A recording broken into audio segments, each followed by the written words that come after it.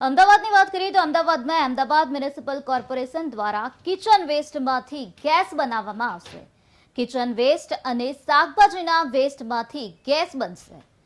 રોજ 100 ટન શહેરમાંથી વેસ્ટ નીકળે છે, ત્યારે એએમસી દ્વારા ટૂંક સમયમાં નાખવામાં આવશે પ્લાન્ટ।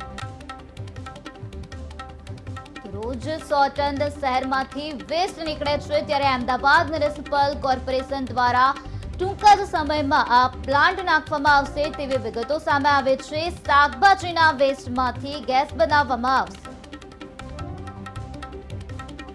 ટૂંક જ સમયમાં આ પ્લાન્ટ નાખવામાં આવશે તેવી માહિતી અત્યારે સામે આવે છે। કિચન વેસ્ટ અને શાકભાજીના વેસ્ટમાંથી એએમસી દ્વારા ગેસ બનાવવામાં આવશે। આ પ્લાન્ટ ટૂંક જ સમયમાં નાખવામાં આવશે, ટૂંક જ સમયમાં પ્લાન્ટ શરૂ કરવામાં આવશે તેવી માહિતી અત્યારે સામે આવી છે।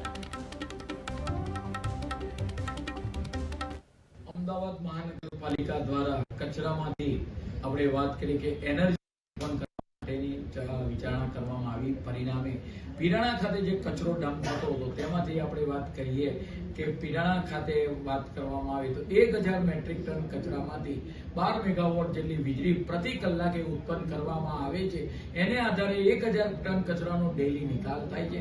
એવી જ રીતે જે કિચન વેસ્ટ નીકળી રહ્યો છે, શાક માર્કેટો હોય તેનો જે વેસ્ટ નીકળી રહ્યો છે, આ વેસ્ટનો પણ ઉપયોગ કરી તેમાંથી સીએનજી ગેસ કઈ રીતે ઉત્પન્ન કરી શકાય અને કંપની કઈ રીતે એને લઈ શકે એ માટેનું પ્લાન્ટ હાલમાં અત્યારે ચર્ચા વિચારણામાં છે। મહાનગરની અંદર લગભગ 80 ટનથી 100 ટન જેટલો કચરો આ ઉત્પન્ન થાય છે।